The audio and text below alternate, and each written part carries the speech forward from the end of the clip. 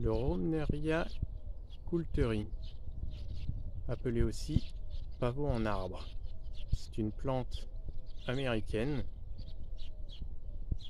une vivace ou éventuellement qu'on peut appeler un sous-arbrisseau. Alors c'est une vivace qui produit des tiges assez vigoureuses, mais qui craint un peu le gel. Alors on protégera les souches en hiver. Les fleurs s'ouvrent en été. Nous sommes mi-juillet. La floraison en Normandie commence à venir. Le feuillage est bleuté. C'est une plante caduque car elle ne supporte pas trop les gelées. Elle est plus ou moins originaire du Mexique. Le feuillage est bleuté, sans grand intérêt particulier.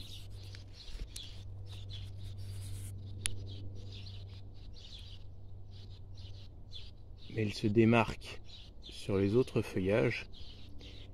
Il existe une variété un peu plus bleutée.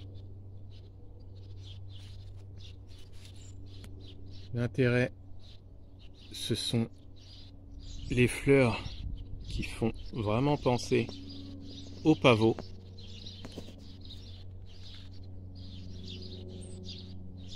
Ces immenses fleurs blanches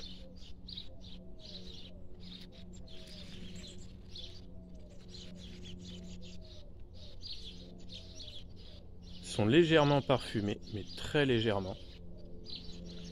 Les étamines jaunes forment déjà presque une fleur à elle toute seule. La fleur fait plus de 10 cm de diamètre. C'est une plante qui est un peu feu d'artifice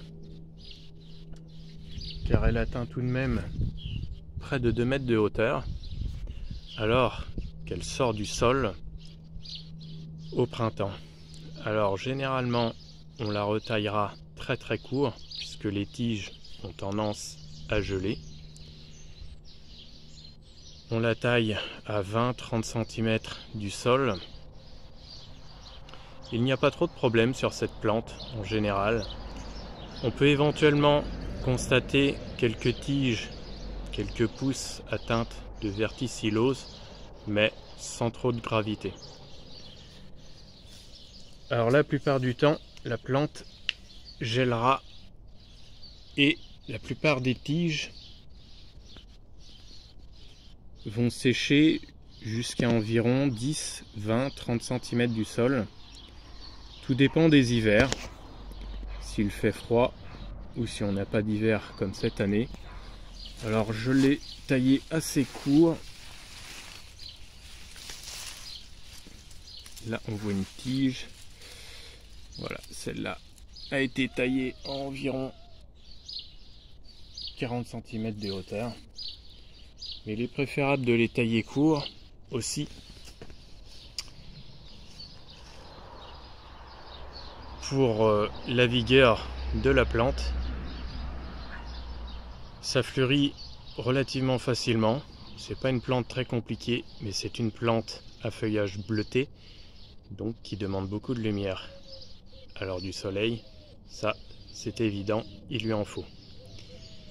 Au niveau du sol, sachant que c'est une plante qui a tendance à émettre des rejets, donc qui drageonnent, on évitera les sols trop lourds, autrement elle aura du mal à s'installer.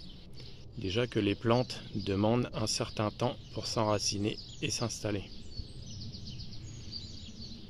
C'est une plante qui peut vraiment avoir un effet spectaculaire et créer un effet de surprise. Alors dans l'idéal, on essaiera de l'installer quelque part, éventuellement dans des massifs de vivaces ou dans des tout petits massifs d'arbustes, des massifs de petits arbustes, d'où elle jaillira. Ensuite, une fois que la plante a fleuri, on la taillera relativement courte pour ne pas qu'elle cache ce qu'il y a derrière. On voit les boutons, je trouve qu'ils sont déjà assez décoratif, rond et un peu pointu. Alors les tiges ne fleurissent pas systématiquement. Ce n'est pas parce qu'on voit une tige qu'il y aura forcément des fleurs. Elle fleurit quand elle a envie. Vous avez aimé cette vidéo? Pensez à mettre un pouce et des commentaires si vous êtes inspiré.